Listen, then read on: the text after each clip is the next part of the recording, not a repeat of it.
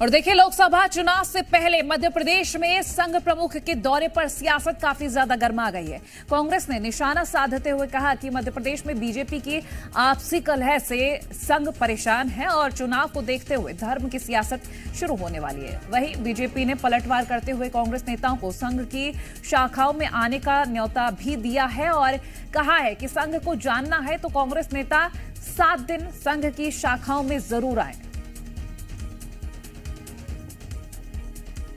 तो बीजेपी ने कांग्रेस पर पलटवार किया है। संघ प्रमुख के दौरे पर सियासत लगातार जारी है और साथ ही कांग्रेस नेताओं को कहा गया है कि संघ को यदि जानना है तो 7 दिन संघ की शाखा में जरूर आए। कांग्रेस ने संघ पर निशाना साधा था, बीजेपी पर निशाना साधा था।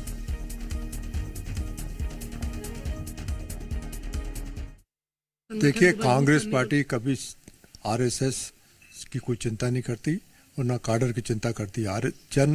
जन भावनाओं के अनुरूप कांग्रेस पार्टी काम करती है और जन भावनाएं मध्य प्रदेश के अंदर कांग्रेस पार्टी के साथ है और कांग्रेस के नेता लगातार दौरे कर रहे हैं और निश्चित रूप से लोकसभा के चुनाव में हमें उसका फायदा मिलेगा। आरएसएस चाहे जितनी एक्टिव हो जाए लेकिन उसको कोई फायदा नहीं मिलने वाला।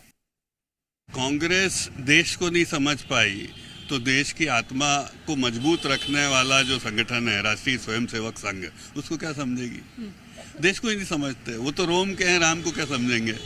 और यही कारण है वे समझते ही नहीं है कि राष्ट्रीय स्वयंसेवक संघ अपने तय कार्यक्रम के अनुसार पूरे देश में साल भर घूमता है। उनकी हियरार्कीज हैं, उनकी बैठकों का क्रम है और हमारे यहाँ माननीय पूजनीय सरसंघ चालक जी से लेकर हमारे शाखा प्रमुख तक सुबह से शाम तक उनका काम तय है और अनवरत करते हैं।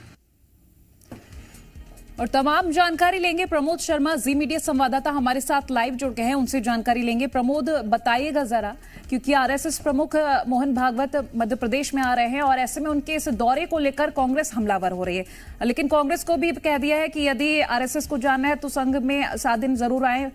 क्या कुछ और जानकारी? देखिए, कांग्रेस पार्टी की टेंशन बढ़ गई है मध्य प्रदेश में। उसके पीछे वजह यह है कि आरएसएस प्रमुख यदि मध्य प्रदेश के दौरे पर आ रहे हैं और वो 3 दिन उज्जैन और 3 दिन मुरैना में रुकेंगे, यानी 2 अलग अलग क्षेत्र, दोनों ही हेडक्वार्टर आरएसएस के माने जाते हैं, तो आरएसएस मजबूत होगी तो इनडायरेक्टली बीजेपी को बड़ा फायदा होगा।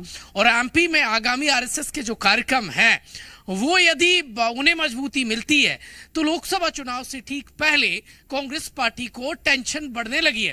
कांग्रेस पार्टी माने ना माने, गाए बगाए, लेकिन चिंता उनकी बढ़ रही है। उसके पीछे वजह यह है क्योंकि आरएसएस आप देखिए लोकसभा चुनाव से ठीक पहले एमपी में एक्टिव नजर आ रही है।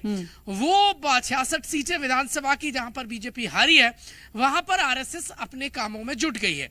आरएसएस प्रमुख उज्जैन में जो अलग अलग देखिए आरएसएस की छोटी टुकड़ियां है उनकी बैठकें लेंगे। इसके अलावा जो विभाग प्रचारक है उनसे बातचीत करेंगे। तो कुल मिलाकर उज्जैन जो आरएसएस का इस क्षेत्र में हेडक्वार्टर माना जाता है, वहां पर 3 दिन आरएसएस प्रमुख का रुकना और आगामी कार्यक्रम तय करना। और आरएसएस चाहती है कि कोरोना के चलते आरएसएस की जो शाखाओं पर ब्रेक लगा है उन पर फिर से बढ़ोतरी और ज्यादा से ज्यादा सायंकाल की जो आरएसएस शाखा है वो बढ़ने लगे। तो कुल मिलाकर आरएसएस पर एमपी में आर पार यानी सियासी द्वंद्व शुरू हो गया है। कांग्रेस पार्टी माने या ना माने लेकिन चिंता बढ़ती नजर आ रही है और कांग्रेस दाएं बाएं कह रही है कि लोकसभा चुनाव आ रहे हैं तो अब समाज को बांटने के लिए और धर्म पर राजनीति करने के लिए आरएसएस आगे आने लगी है। खैर, राम को लेकर जिस तरीके से कांग्रेस पार्टी घिरी, मध्य प्रदेश ही नहीं देश के दिल में ही नहीं बाहर भी आप जाएंगे, जहां जाएंगे वहां कांग्रेस पार्टी की मुसीबत बढ़ गई है। कांग्रेस पार्टी डिफेंड नहीं कर पाई है, बीजेपी फ्रंट फुट पर नजर आ रही है। आरएसएस को लेकर कांग्रेस पार्टी ने जो निशाना साधा तो बीजेपी ने ऑफर दे डाला और कह दिया कि आरएसएस को सीखना है, जानना है तो शाखाओं पर आइए। तो कुल मिलाकर आरएसएस अपनी शाखाओं का विस्तार करेगी और लोकसभा चुनाव से ठीक पहले आरएसएस का एक्टिव होना ये मनोवैज्ञानिक तरीके से या पॉलिटिकल तरीके से या जैसे देखा जाए वैसे बीजेपी अपने आप को फायदा मान रही है बिना बताए। बिल्कुल प्रमोद, चलिए आप बने रहिए हमारे साथ, कुछ और अपडेट्स भी आगे लेंगे। तो देखिए, आरएसएस को लेकर कांग्रेस हमलावर जरूर रही, लेकिन बीजेपी ने इसके पलटवार करते हुए आरएसएस की शाखाओं को ज्वाइन करने की बात कह डाली 7 दिन के लिए।